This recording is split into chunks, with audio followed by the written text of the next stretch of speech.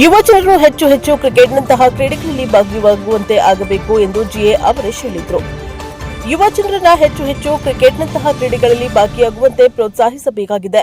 ಆಗ ಆ ಯುವ ಜನರು ಕ್ರೀಡೆಗಳಲ್ಲಿ ಆಸಕ್ತಿಯನ್ನ ಬೆಳೆಸಿಕೊಂಡು ಕ್ರೀಡೆಗಳಲ್ಲಿ ಯುವ ಜನರು ಮುಂದೆ ಬರಲು ಸಾಧ್ಯವಾಗುತ್ತೆ ಎಂದು ಬಿಜೆಪಿ ಪಕ್ಷದ ಪ್ರಧಾನ ಕಾರ್ಯದರ್ಶಿ ಜಿಎ ಅಮರೇಶ್ ಅವರು ತಿಳಿಸಿದರು. ತಾಲೂಕಿನ ಸೋಮೇನಹಳ್ಳಿ ಹೋಬಳಿಯ ತಿರುಮಣಿ ಗ್ರಾಮ ಪಂಚಾಯಿತಿ ವ್ಯಾಪ್ತಿಯ ಯರ್ರಲಕ್ಕೇನಹಳ್ಳಿ ಗ್ರಾಮದ ಬಳಿ ನಮೋ ಕ್ರಿಕೆಟ್ 2026ರ ಕಪ್ನಿಂದ ಆಯೋಜಿಸಿದ್ದ ಕ್ರಿಕೆಟ್ ಪಂದ್ಯಾವಳಿಗೆ ಚಾಲನೆಯನ್ನ ನೀಡಿ ಮಾತನಾಡಿದರು. ಯುವ ಜನರು ಹೆಚ್ಚು ಆಸಕ್ತಿಯಿಂದ ಕ್ರಿಕೆಟ್ನಂತಹ ಕ್ರೀಡೆಯಲ್ಲಿ ಭಾಗಿಯಾಗಲು ಆಡಲು ಇದ್ದಾರೆ.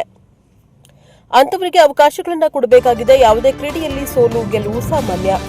ಅದನ್ನು ಸಮಾಧಾನವಾಗಿ ಸ್ವೀಕರಿಸುವಂತೆ ಕ್ರೀಡಾಕಾರರು ಬೆಳೆಸಿಕೊಳ್ಳಬೇಕಾಗಿದೆ ಎಂದು ಸಲಹೆಯನ್ನ ನೀಡಿದರು.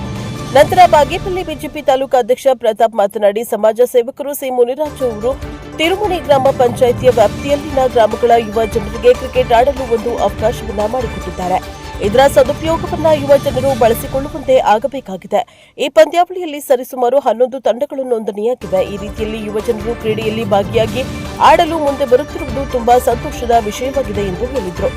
ಈ ಸಂದರ್ಭದಲ್ಲಿ ತಾಲೂಕಾ ಬಿಜೆಪಿ ಅಧ್ಯಕ್ಷ ಗಂಗಿರೆಡ್ಡಿ, ಮುಖಂಡರಾದ ಅರುಣ್ ಕುಮಾರ್, ಬಾಗೇಪಲ್ಲಿ ತಾಲೂಕು ಎಸ್ಸಿ ಮೋರ್ಚಾ ಅಧ್ಯಕ್ಷ ಚಿನ್ನಿ ಪೂಜಪ್ಪ, ಮುಖಂಡರಾದ ರಾಮಚಂದ್ರಪ್ಪ, ಮಹೇಶ್, ಮಹದೇವ, ಕೊಂಡಪ್ಪ, ಮೋಹನ್ ಕುಮಾರ್ ಸೇರಿದಂತೆ ಇನ್ನಿತರರು ಭಾಗವಹಿಸಿದರು. ಬ್ಯೂರೋ ರಿಪೋರ್ಟ್ ಈಶ್ವರಪ್ಪ, ಪ್ರಶಾಪ್ ಅವರ್ ಟಿವಿ, ಗುಡಿಬಂಡೆ. ಬಿಎಸ್ ಯಡಿಯೂರಪ್ಪನವರು ರಾಜಕಾರಣಕ್ಕೆ ಬಂದು ಸರಿಸುಮಾರು 50 ವರ್ಷಗಳ ಹಿನ್ನೆಲೆಯಲ್ಲಿ ಸುದೀರ್ಘ ಪ್ರಯತ್ನದ ಸವಿ ನೆನಪಿಗಾಗಿ ಹಾಗೂ ಚುನಾಯಿತ ಪ್ರಜಾಪ್ರಭುತ್ವ ಸರ್ಕಾರದಲ್ಲಿ ಈ ದೇಶದಲ್ಲಿ ಅತಿ ಹೆಚ್ಚು ದಿನಗಳ ಕಾಲ ಪ್ರಧಾನಮಂತ್ರಿಯಾಗಿ ಸೇವೆ ಸಲ್ಲಿಸ್ತಾ ಇರುವ ಶ್ರೀ ನರೇಂದ್ರ ಮೋದಿ ಅವರ ಸಾಧನೆಗಾಗಿ ಈ ಎರಡೂ ಕಾರಣಗಳನ್ನು ಇಟ್ಟುಕೊಂಡು ಬಾಗೇಪಲ್ಲಿ ವಿಧಾನಸಭಾ ಕ್ಷೇತ್ರದ ಸಮಾಜ ಸೇವಕರು ಆಗಿರುವ ಸಿ ಮುನಿರಾಜಣ್ಣವರ ನೇತೃತ್ವದಲ್ಲಿ ಈ ಒಂದು ಕ್ರಿಕೆಟ್ ಟೂರ್ನಮೆಂಟ್ ಆಯೋಜನೆ ಮಾಡಲಾಗಿದೆ. ಯುವಕರಿಗೆ ಒಳ್ಳೆ ಪ್ರೋತ್ಸಾಹವನ್ನು ಕೊಟ್ಟು ಒಳ್ಳೆ ತರಬೇತಿಯನ್ನು ಕೊಟ್ಟು ಒಲಿಂಪಿಕ್ಸ್ಗೂ ಕಳಿಸುವಂತ ಸರ್ಕಾರದಿಂದ ಆದ್ಯತೆಯನ್ನು ಕೊಟ್ಟು ಮಾಡುವಂತ ಕೆಲಸಗಳು ಮಾಡ್ತಾ ಇದ್ದಾರೆ.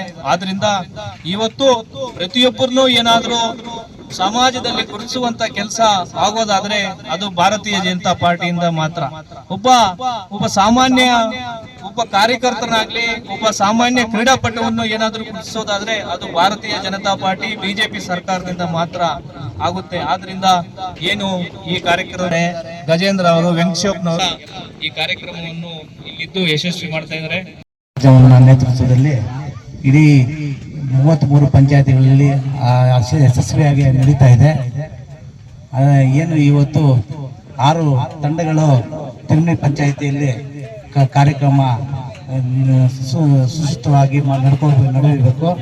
ಎಲ್ಲ ಸಾಮರಸ್ಯದಿಂದ ಕಾರ್ಯಕರ್ತರು ತಂಡಗಳು ಗೆದ್ದು 2ನೇ ಪ್ರೈಸು ಮತ್ತು 3ನೇ ಪ್ರೈಸು ಮತ್ತು 1ನೇ ಪ್ರೈಸ್ ಎಲ್ಲ ಯಶಸ್ವಿಯಾಗಿ ಗೆದ್ಕೋಬೇಕಂದ್ಬಿಟ್ಟು ನಾನು ಅವರಿಗೆ ಯಶಸ್ವಿಯಾಗಿ ಕೋರುತ್ತೇನೆ.